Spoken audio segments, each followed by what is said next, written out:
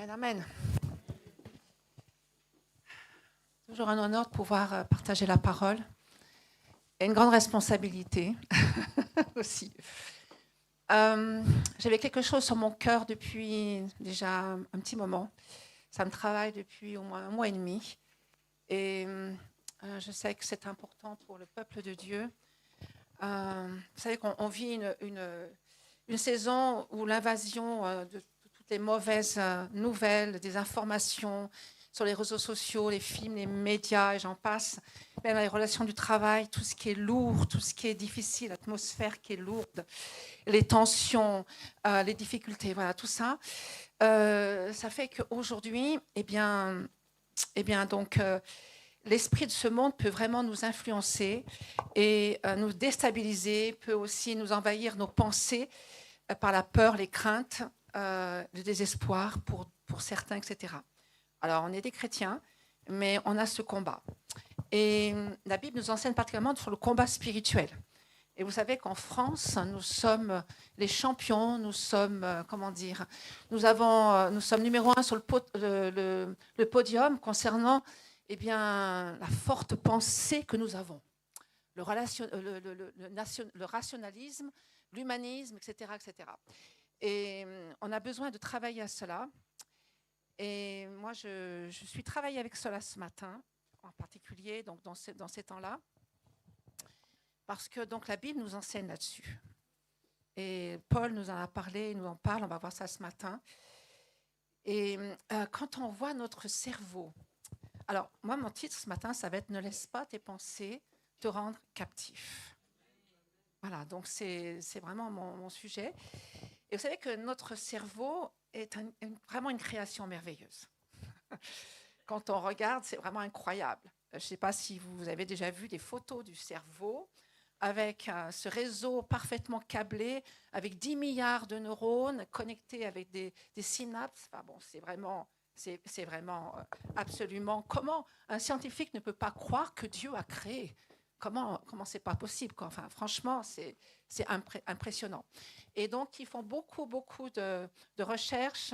Ils avancent beaucoup au niveau de la science, la neuroscience. Et il dit que, donc, je vous dis ce qui est écrit dans des écrits, la relation entre nos pensées et la chimie de notre cerveau est influencée par de nombreux facteurs, car chacune de nos pensées libère des substances chimiques dans notre cerveau. Alors ça, c'est impressionnant, hein, voilà. Et ces substances neurochimiques ont une incidence sur les symptômes physiques de notre corps. La tristesse, la colère, le désespoir font en sorte que notre cerveau libère des substances chimiques ayant un effet néfaste sur le fonctionnement et les sensations de notre corps. Donc, à l'inverse, la joie, la paix, l'amour, l'espoir, toutes ces choses vont libérer aussi des substances chimiques, mais complètement différentes, qui ont un effet apaisant et sain pour notre âme, notre corps. Ah, ça vous parle ce matin ?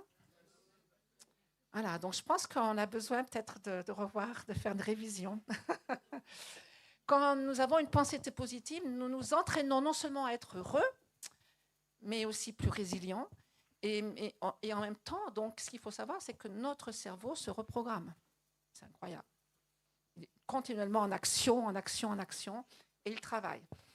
Donc, l'étude de la neuroplasticité démontre que notre façon de penser et de nous comporter en même temps peut modifier la structure de notre cerveau. Amen. Et que chaque pensée positive, elle va renforcer une nouvelle voie neurale, parce que les pensées circulent sur les voies neurales et qui deviendra peut-être éventuellement automatique ensuite. Et ça, on verra comment ça marche. Alors, je vais vous prendre d'abord un premier texte dans Marc chapitre 8, verset 15. Et donc, Jésus vient de parler avec les pharisiens. Ils ont donc vécu des multiplications de pain. Et donc, les disciples se retrouvent dans une barque pour passer de l'autre côté du lac de Gethsémane. Et donc, Jésus interpelle les disciples et leur dit une chose. Gardez-vous avec soin du levain des pharisiens et du levain d'Hérode. Qu'est-ce que ça veut dire ? Alors, tout de suite, les disciples, ils étaient encore avec les choses terre à terre. Terre à terre. Et donc, ils avaient pris avec eux qu'un pain, alors qu'il y avait des corbeilles pleines encore qui restaient. Et donc, qu'est-ce que ça veut dire? Méfiez-vous du système religieux où Dieu est au centre, mais il est impersonnel et il est impuissant. Voilà ce que c'est, hein, le levain de pharisien. Et méfiez-vous aussi du système d'Hérode, c'est un système politique où l'humanisme, le rationalisme, etc. règne. Méfiez-vous de ces influences. Déjà, Jésus parle et leur dit attention sur votre façon de penser, sur votre façon d'entendre ce que vous entendez. Alors donc, bien entendu, là, les disciples, ils ont réagi avec peur, car ils pensaient ne pas avoir amené du pain pour le déjeuner. Et ils ont complètement raté le sujet, ce que le Seigneur est en train de leur dire. Jésus parlait de l'influence de ce levain sur l'esprit, mais ils ont eu peur de manquer de pain. Vous savez que chaque réponse dans notre vie, chaque pensée donc a une réponse, a une source ou dans la peur ou dans l'amour. C'est l'un ou l'autre. L'amour et la peur sont la source de nos paroles, de nos réponses, de nos directives dans la vie, les choses que nous poursuivons, les choses que nous choisissons de ne pas poursuivre, c'est soit par amour ou soit par la peur. Vous pensez, c'est ça. Donc j'abrège. Hein. Et ces deux domaines ont influencé notre façon de penser, ensuite de parler, de voir et même d'agir. Voyez-vous ce que je suis en train de dire? Vous comprenez? Voilà. Donc ça va loin. La pensée donc amène une action ensuite. Hein. Et donc lorsque Jésus parle à ses disciples, ceux-ci sont en mode peur. Ils n'ont pas compris. Pourquoi raisonnez-vous que vous n'avez pas de pain? Raisonner ici, c'est comme dans le 2 Corinthiens qu'on verra après, chapitre 10, c'est imaginer, spéculer des choses élevées qui sont contre la connaissance de Dieu. Ça n'a rien à voir. Et Jésus remet en cause leur façon de penser, alors qu'ils venaient de voir deux multiplications de pain qui ont nourri des milliers de personnes. Ils venaient juste de vivre tout ça. Alors, il dit, mais pourquoi votre imagination commence-t-elle parce que vous n'avez pas de pain? Êtes-vous encore sans intelligence, leur dit-il, et ne comprenez-vous pas ce que je suis en train de faire? Avez-vous le cœur endurci? Cela ne vous a pas établi dans la reconnaissance, la louange. Ils ont vécu quelque chose, ils ont vécu des miracles. Est-ce que, moi, ma question, c'est est-ce qu'ils étaient dans la reconnaissance, dans la louange de ce qu'ils avaient vu? Et vous savez, même pour nos vies, c'est la même chose. On peut vivre des choses où le Seigneur est en train de pourvoir. Il pourvoit quelque chose. On dit merci Seigneur.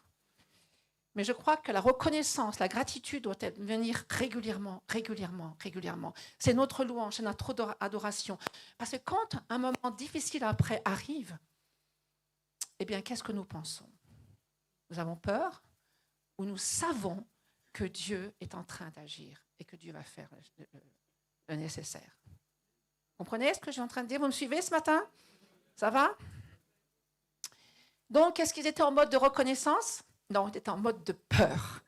Et ils avaient oublié ce qu'ils avaient vu. Ils ont vu, ils ont entendu, ils ont participé à ces multiplications de pain. Donc, la première chose que nous devons vraiment faire face, ce sont nos pensées.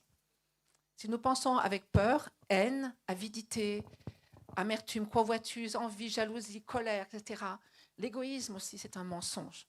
Nous sommes dans un mensonge. Et donc, dans nos pensées, on peut avoir vraiment des mensonges. Ce matin, on va travailler là-dessus. Ça nous amène à être en guerre contre la connaissance de Dieu, contre son royaume. Ça va loin. Alors, on va prendre maintenant 2 Corinthiens, chapitre 10, verset 3.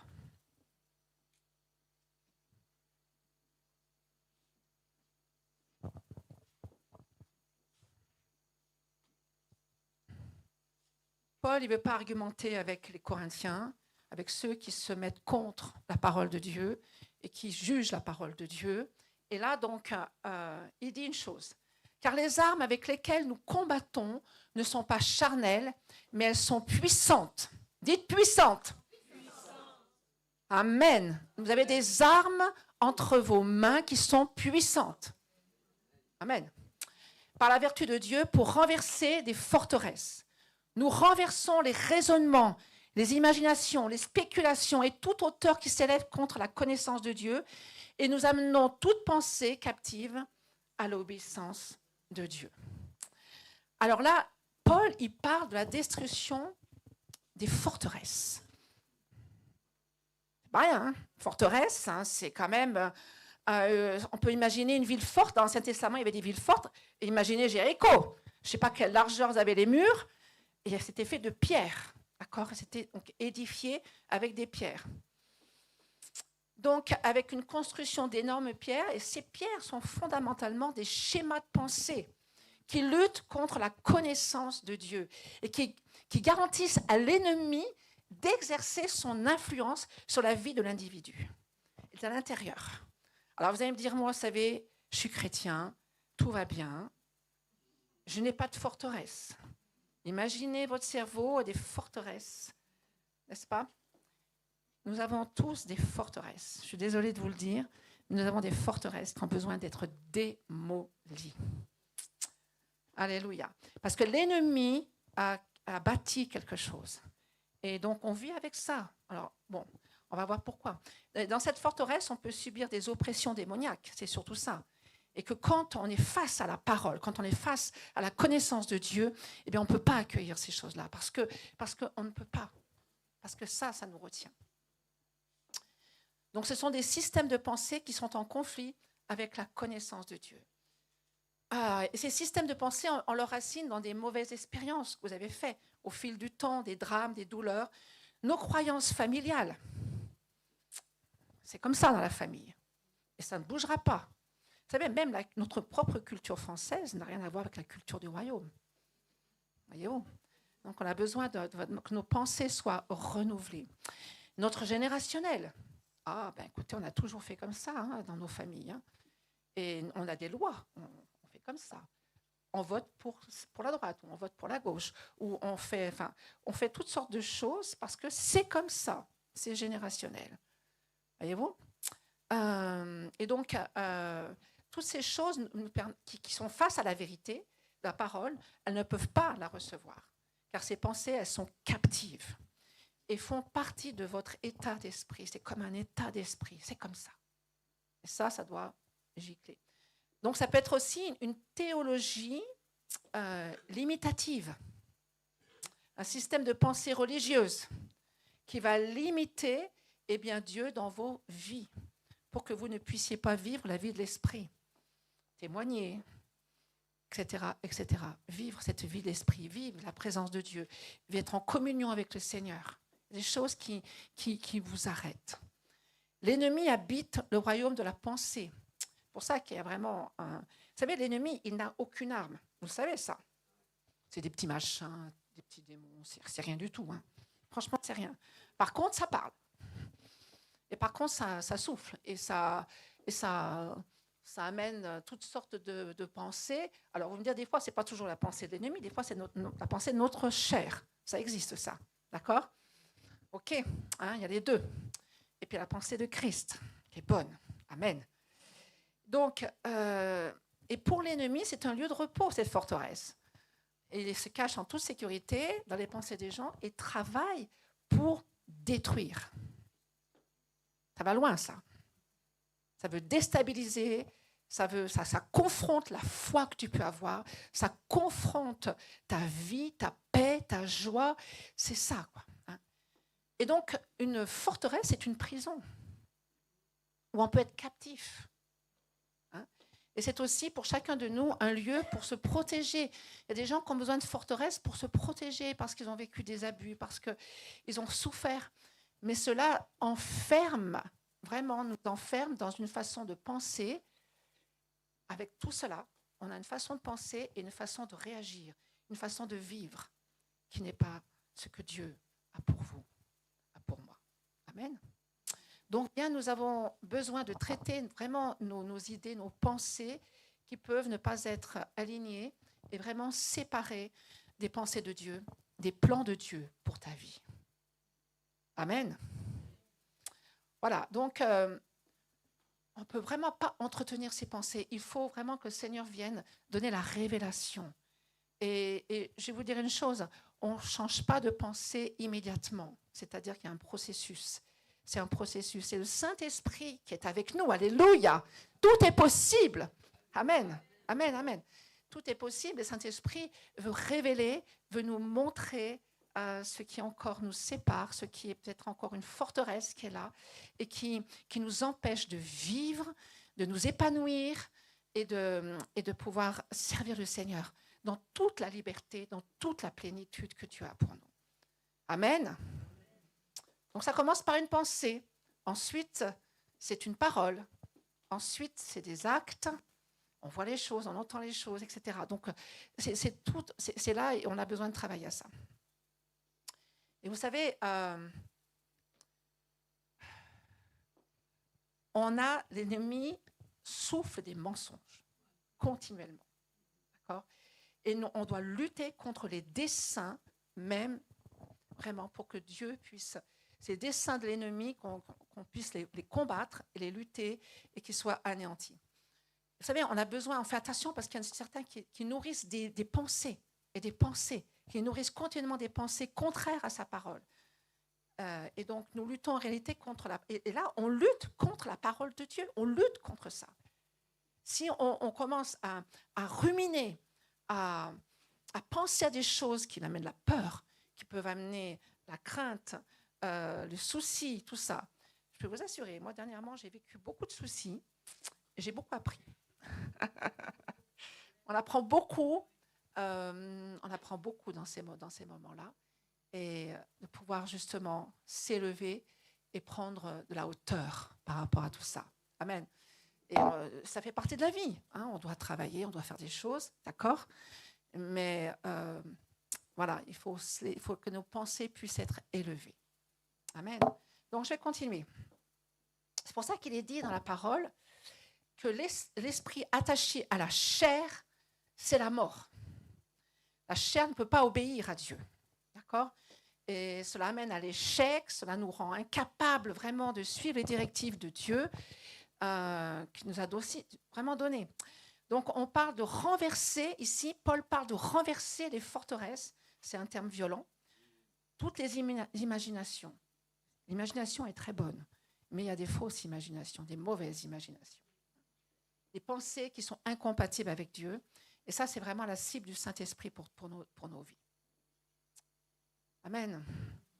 Et c'est pour ça qu'on doit faire très attention à ce qu'on entend, ce qu'on voit, toutes ces influences de ce monde qui sont autour de nous, qui viennent nous envahir, qui viennent nous mettre plein la tête.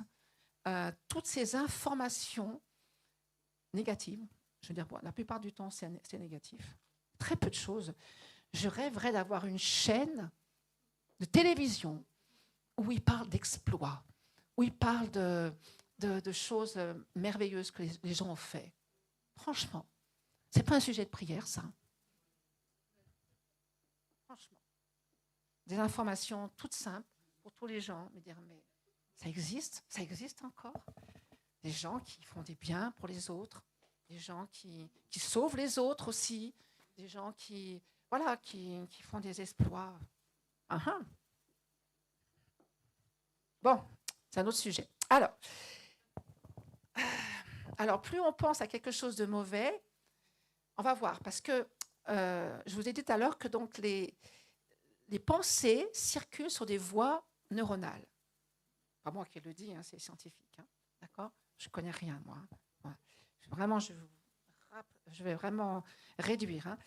Et donc, il est dit que plus on pense en quelque chose de mauvais, qui pourrait arriver, par exemple, sur soi-même ou à cause d'une circonstance ou pour quelqu'un d'autre, cela crée une pensée. Plus on pense à cela, plus la voie s'élargit. Cette voie neuronale s'élargit. Et la voie devient un chemin. Ensuite, la voie, plus tu penses à ça, plus tu te nourris de ça, plus la voie, elle va devenir une route. Et ensuite, une autoroute. Et ça va devenir de plus en plus grand, de plus en plus grand. Et donc, ensuite, ça peut devenir vraiment un état d'esprit, ça peut vraiment devenir un système de pensée. Ça peut être vraiment grave. C'est pour ça qu'après, donc, l'ennemi en profite et l'ennemi donc instaure des choses. Alors, comment sortir de ce cycle infernal afin de renouveler sa pensée ? Donc pour cela, il faut donc créer, vous savez, sur une autoroute, des fois, il faut des bretelles. Hein. Il faut une bretelle de sortie. Il faut arrêter là, il faut arrêter le circuit. Et donc, pouvoir avoir vraiment une bretelle de sortie, une autre route. Et ça, c'est possible. Avec le Seigneur, avec le Saint-Esprit, c'est possible. Je vais vous donner 2 choses. Premièrement, Jésus, on va prendre Josué chapitre 1, verset 8. Allez, on va prendre ça ce matin. Vous connaissez cette parole. Vous la connaissez. Vous la connaissez. Que la parole ne s'éloigne point de ta bouche. Médite-la jour et nuit pour agir fidèlement. C'est alors que tu auras du succès dans tes entreprises. C'est alors que tu réussiras. Alors plus loin, il est écrit « Ne t'effraie point, ne t'épouvante point, car l'Éternel est avec toi dans tout ce que tu entreprendras. » Waouh! Donc, il parle justement de se planter dans la parole de Dieu. Jésus, la parole vivante. Nous planter dans la parole de Dieu afin de... Et ne t'effraie pas, tu n'as pas à t'effrayer, tu es dans la parole. D'accord ? Et là, le verbe méditer, méditer jour et nuit, méditer en hébreu, se traduit, il y a différentes traductions, mais moi, je vais vous donner celle qui est bonne. Grogner, rugir comme un lion. C'est-à-dire que ce n'est pas simplement murmurer ou ruminer, mais c'est rugir. C'est-à-dire, on prend la parole à haute voix et on commence à la prononcer, qu'elle devienne une pensée en nous, qu'elle devienne une voix neuronale qui va complètement changer le circuit. Parce que c'est une vraie jungle là, dans nos cerveaux, hein, d'accord ? Et donc, elle va porter son fruit. Et ça, c'est important même de lire la parole à haute voix, de prier la parole à haute voix. C'est très important, moi je vous le conseille. Vous avez besoin d'entendre la parole de Dieu. C'est la foi qui est en action. D'accord ? Donc, je commence à tracer une pensée avec la parole qui est esprit et vie. Donc ça, il faut le faire tous les jours. Il faut le faire. Et il y en a certains qui disent même 40 jours. Le chiffre 40 a une signification. D'accord ? Mais pour changer cette voie, changer ce qui nous a pollués, en quoi nous avons cru. En quoi nous avons cru, littéralement. Hein, voilà. Et je me souviens du passage d'Ézéchiel chapitre 3 où l'Éternel dit à Ézéchiel, « Je rendrai ton front comme un diamant plus dur que le roc. » Et vous savez que la pensée, c'est le lobe frontal. C'est vraiment un lieu où aujourd'hui, dans ce qu'on vit aujourd'hui, dans notre société, on a besoin d'avoir notre front comme un diamant. Dur comme un diamant. Amen. Vous êtes d'accord ? Alors, ensuite, je voudrais simplement parler aussi, parce que dans ces forteresses qu'on peut avoir, des fois on s'est camouflé, on s'est protégé à cause de la vie, à cause de plein de choses. Et donc, on a besoin de ces forteresses. Je suis désolée de le dire, mais c'est ça. Et le Saint-Esprit sait tout ça. Il a besoin donc de savoir quand est-ce que cette forteresse peut tomber. Lui seul le sait. D'accord ? Pour votre bien, pour notre bien. Mais ceci, non seulement il y a la parole, mais il y a aussi contempler Christ. La contemplation, la reconnaissance. Contempler le Seigneur. Montez dans sa présence. Affectionnez-vous aux choses d'en haut. Vos pensées soient celles de Christ. Et cela, donc je crois que nous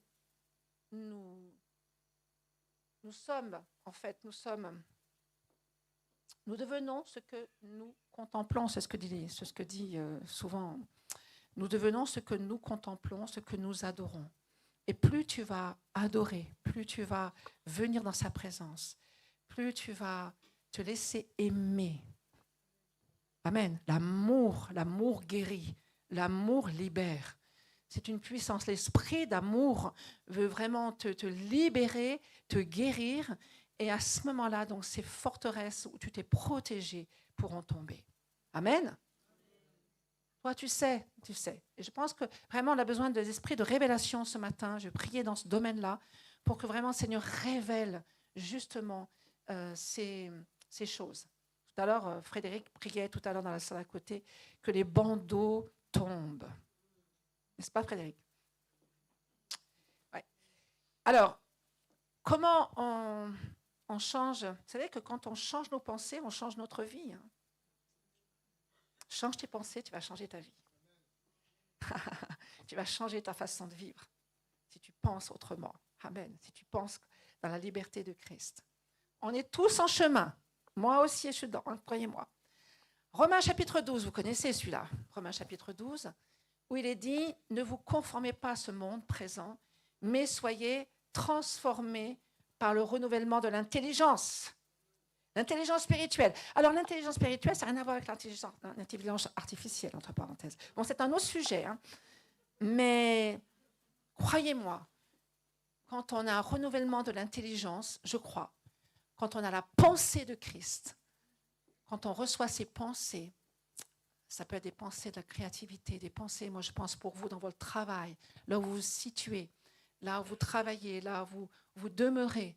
Le Seigneur peut vous donner des pensées qui vont changer le monde, qui vont amener du plus. Non, c'est le royaume, c'est le royaume. Le royaume de Dieu qui vient et qui change, qui transforme. Amen.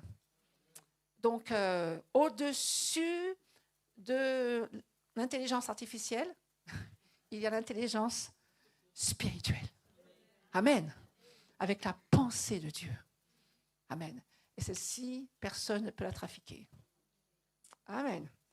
Donc, soyez vraiment transformés. Et donc, ça, c'est l'œuvre du Saint-Esprit dans nos vies, par le renouvellement de l'intelligence spirituelle, afin que vous discerniez, c'est très important, discerner quelle est la volonté de Dieu. Aha. Quand vous avez des questions, quand vous avez des problèmes qui sont devant vous, qu'est-ce que tu dis, Seigneur? Quelle est ta parole? Quelle est ta pensée? Amen. Et donc, la volonté de Dieu, ce qui est bon, agréable et même parfait. Donc, en lui, ce renouvellement d'intelligence nous amène dans une pensée parfaite. Amen. Ne regardez pas des grands yeux comme ça, je vous assure que c'est vrai. C'est une réalité. Alors, comment on peut voir? Je vais vous donner quelques sujets simplement. Quelques sujets où on peut donc voir les signes que notre esprit est renouvelé. Simplement, il y en a beaucoup d'autres. Hein. Déjà, quand chaque jour tu penses à Dieu, tu penses à Jésus. Quand tu penses à lui, quand tu le loues, là où tu es, n'importe où, tu penses à lui, tu le remercies. Tu dis, oh Seigneur, mais vraiment, mais qu'est-ce que c'est beau ce que je vois, ce ciel. Bon, c'est pas aujourd'hui, mais ce ciel, cette lune, ce soleil, les gens qui sont autour de moi. Je vais essayer de vraiment, quand on a la pensée de Dieu, on voit les autres autrement. Parce qu'on pense à Dieu. Et au travers de ça, eh bien, on prend ses yeux, on prend ses propres lunettes. On voit comme lui, il voit. On apprend. Amen. Quand une pensée, vraiment un esprit est renouvelé, c'est aussi celui qui va vivre dans l'espérance. Toute pensée inspirée dans le pessimisme, se dire ce n'est pas possible, c'est des pensées qui sont enracinées dans les mensonges. Mais donc, l'espérance, il y a 3 choses qui demeurent, la foi, l'espérance et l'amour. Et donc, l'espérance est très importante. Celui qui marche dans l'espérance. Je ne sais pas si vous avez remarqué, alors c'est peut-être, j'ai remarqué que des personnes très âgées, qui ont plus de 100 ans, quand on regarde leur vie, quand ils témoignent de leur vie, c'est des gens qui ont toujours été optimistes, des gens qui ont vu les choses, qui sont restés, qui ont su ce que c'était que le bien et le mal, mais en même temps des gens paisibles, des gens qui ont toujours, qui ont été optimistes, on peut dire ça, optimistes, positifs dans la vie. Vous n'avez pas remarqué ça? Je suis toujours intéressée de voir ces personnes âgées, très âgées, dire mais comment vous avez vécu? Amen. Bon. Donc l'espérance est important. Vivre dans la foi, bien sûr. Ça, c'est aussi vraiment un signe d'une pensée renouvelée, parce que tout ce qui est impossible à l'homme est possible pour Dieu. Donc vivre dans la foi, dans ce que je fais, dans ce que je vais dire, dans mon témoignage. vers les autres, etc. etc. Hein. Une pensée renouvelée, c'est celle-ci, la personne qui va vivre dans la paix aussi, hein. Non dans la crainte, dans l'inquiétude. Donc on voit les trois forteresses, les pensées, les spéculations imaginées, gamberger en se disant « Ah, si cela arrivait ».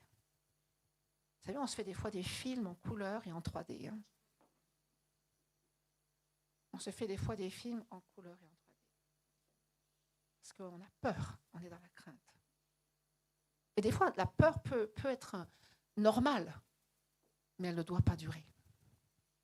D'accord? Parce qu'on a des émotions. Et l'émotion, la peur, elle est normale. Mais on ne doit pas rester là-dedans. Ça, c'est important. Je vais vous donner un témoignage. Je ne sais pas si je vous l'ai donné ou pas. Ça fait bien longtemps de ça. Ça doit faire 20 ans. Ça doit faire au moins plus de 20 ans, 25 ans, je ne sais plus maintenant. Et donc, on était encore, à cette époque-là, on était à la plage, en plein été. Et on avait une petite plage. En fait, c'était bondé. Je ne sais plus dans quelle ville on était à ce moment-là. Et donc, il y avait une route qui était derrière. Ça circulait. Il y avait un monde fou. Bon, maintenant, c'est terminé tout ça, moi. Mais donc, il y avait les enfants. Et donc, nous avions nos 4 enfants. Et ils étaient petits encore. Et mon dernier était vraiment petit. Il devait avoir 5 ans, 4-5 ans. Et donc, on était avec des amis. Et puis, avec le monde qu'il y avait. Et mon mari, croyez-moi, il a les yeux sur ses enfants, plus que moi. Croyez-moi. Et là, d'un seul coup, eh bien, notre fils Jean-Daniel, il n'était plus là. Alors, donc, qu'est-ce qu'on a fait? Donc là, on a eu peur. C'est normal, on a eu peur. Hein. Et donc, on est allé voir les CRS. Ils étaient très occupés, soignaient des gens. Écoutez, ne vous inquiétez pas. Comment vous inquiétez pas? Je dis, mon fils n'est plus là. Et donc, il a dit, mais écoutez, il suit toujours le soleil. Donc, ça a duré, cette histoire, une demi-heure. D'accord? Et donc, moi, il ne venait pas, il ne nous aidait pas. Donc, nos amis ont essayé de chercher. Moi, la même chose, on cherchait. Et moi, donc, dans ma tête, dans mon cœur, là, j'ai dit, Saint-Esprit, dis-moi, qu'est-ce qu'il en est? Où est-ce qu'il est? Et Saint-Esprit qui me dit simplement, gentiment, ne t'inquiète pas. Je lui dis, attends, ne t'inquiète pas, je voudrais le voir.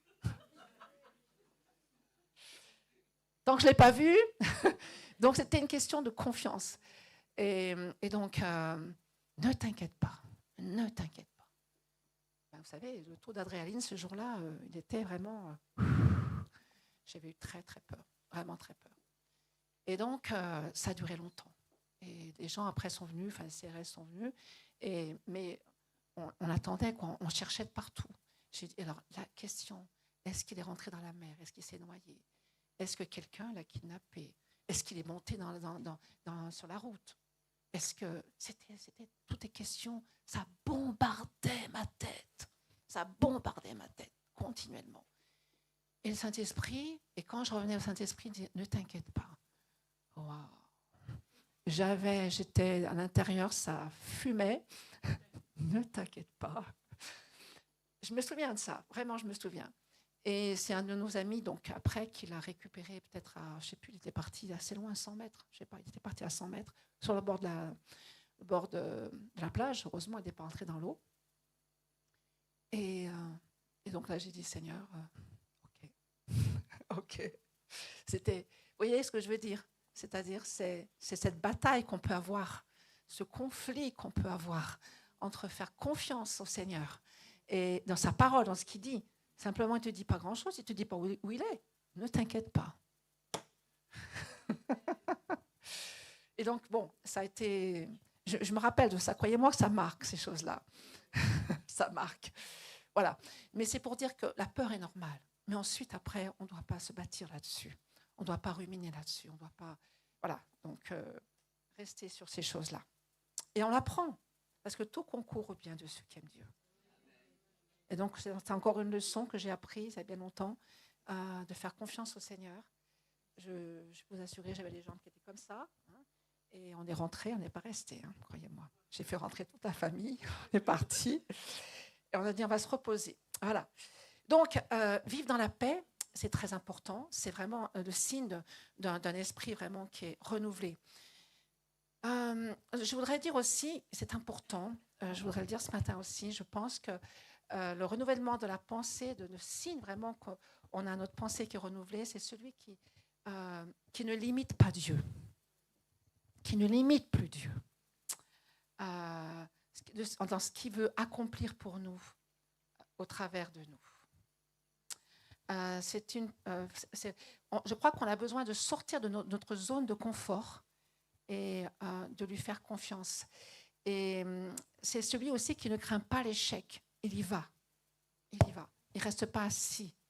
Parce que rester assis, ne rien faire pour son royaume, pour son œuvre, eh bien ça, c'est vivre dans l'échec. Ça, oui, c'est un échec. Mais celui qui a de l'audace, celui qui y va, malgré tout, qui y va, même dans ses faiblesses, c'est pas grave, il y va.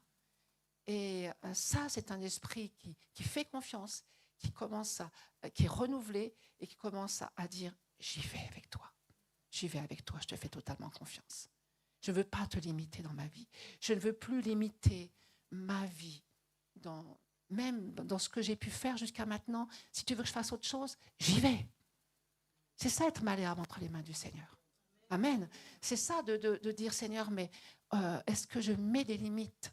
Est-ce que j'ai mis des limites dans mes pensées ? Est-ce que c'est une forteresse dans ma vie ? Parce que je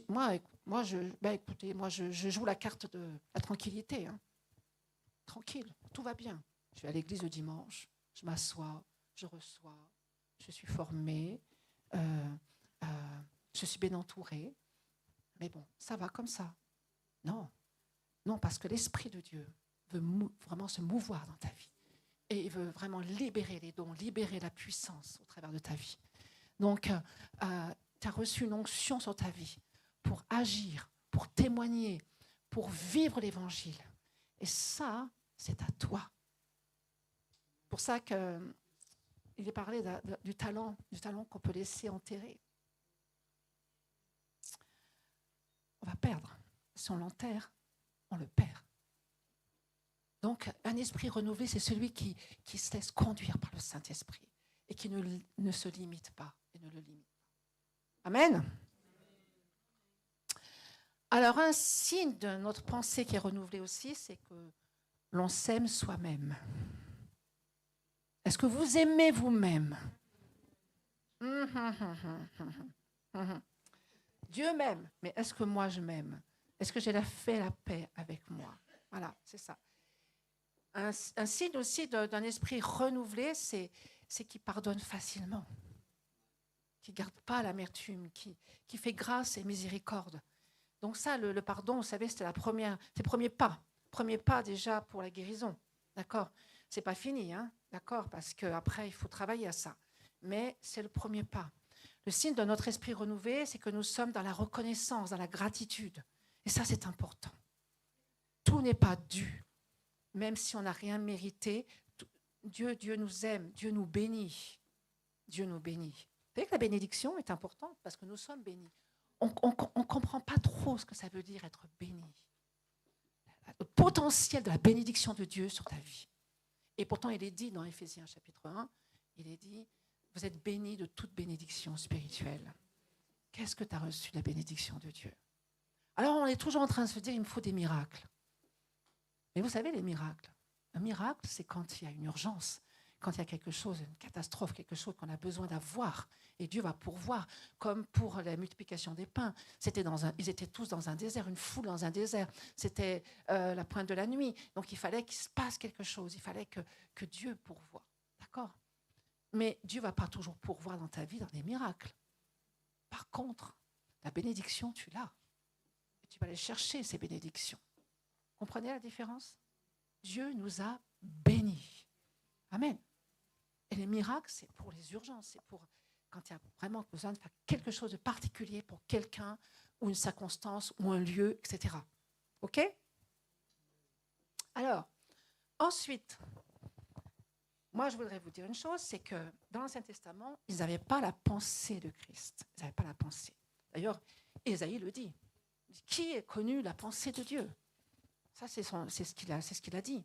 Par contre, Paul va reprendre et il va dire, nous avons la pensée de Dieu. On voit ça dans 1 Corinthiens chapitre 2. Nous avons la pensée de Dieu. Nous pouvons avoir la pensée de Dieu. Par le Saint-Esprit, nous avons la parole de Dieu, qu'elle soit écrite ou qu'elle soit qui est bien inspirée. D'accord ? Donc, la régénération de nos pensées, c'est un processus. Ça va prendre du temps, mais c'est à travailler. C'est à travailler. On a besoin de la révélation.